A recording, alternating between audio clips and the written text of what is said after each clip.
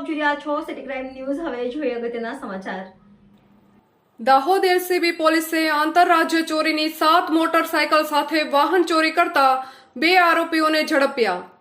Dahod LCB પોલીસે દાહોદ જિલ્લાના ગરબાડા તાલુકાના નળવાઈ ગામેથી આંતરરાજ્ય વાહન ચોરી કરતા 2 આરોપીઓની ઝડપી પાડીને તેમની પાસેથી 7 મોટરસાયકલ કબજે કરેલ છે। Dahod LCB police inspector Shri SM Gamit, police sub inspector Shri DR Baraiya, police sub inspector Shri SJ Rathod, police sub inspector Shri RJ Gamit જેઓ પેટ્રોલિંગમાં નીકળ્યા હતા। એ દરમિયાન ખાનગી રહે બાતમી મળી હતી કે નંબર વગરની 2 મોટરસાયકલ, જેમાં એક સફેદ કલરની અપાચે મોટરસાયકલ તથા બીજી R15 મોટરસાયકલ ચાલક એમ બંને ઈસમો તેઓની પાસેની મોટરસાયકલ વેચાણ કરવા સારું નળવાઈ ગામે ફરે છે અને તેઓ નળવાઈ જીબી સબસ્ટેશનથી આગળ ભૂતરડી જવા રસ્તે ઊભા છે।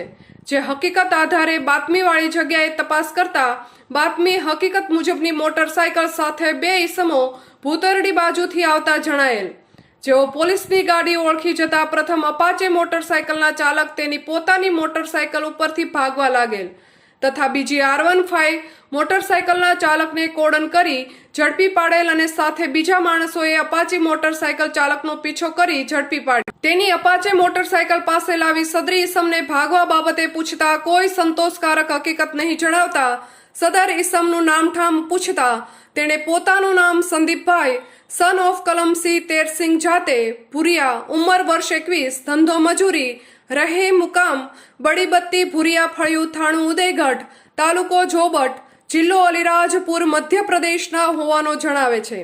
તેમજ બીજી નંબર વગરની R15 મોટરસાયકલ ચાલકનું નામઠામ પૂછતા તેણે પોતાનું નામ અનિલભાઈ સન ઓફ ચંદરસિંહ ઉર્ફે માધુ પાતલિયા, જાતે ભુરિયા, ઉંમર વર્ષ 19, ધંધો મજૂરી, રહે ચિચલાના મેમરી ફળિયા, પોસ્ટ વડી થાણા અંબા, તાલુકો જિલ્લો અલીરાજપુર મધ્યપ્રદેશના હોવાનો જણાવે છે।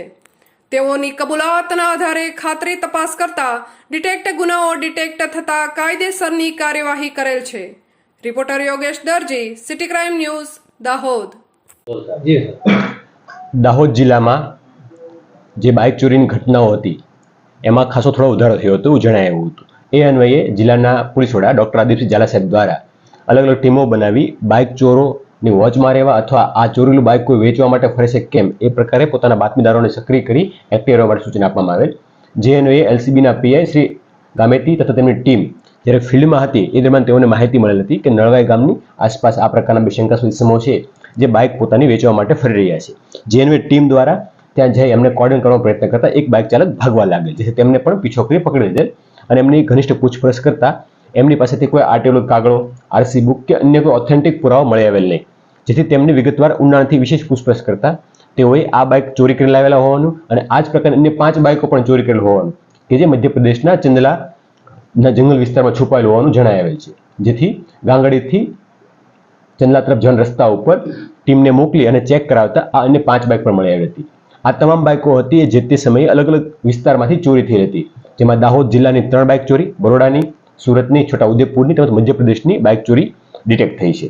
આરોપીઓનું નામ છે સંદીપભાઈ કલમસિંહ તેરસિંહ ભુરિયા, અન્યનું નામ છે અનિલ ચંદ્રસિંહ પાતલિયા। આ બંને છે એમપીના રહેવાસી છે, એક છે આંબવન રહેવાસી છે અને એક છે તાલુકા જોબટનો રહેવાસી છે અને બંને પાસેથી ટોટલ 7 બાઇક રિકવર કરી અને 2,37,000ની રિકવરી કરવામાં આવેલી છે।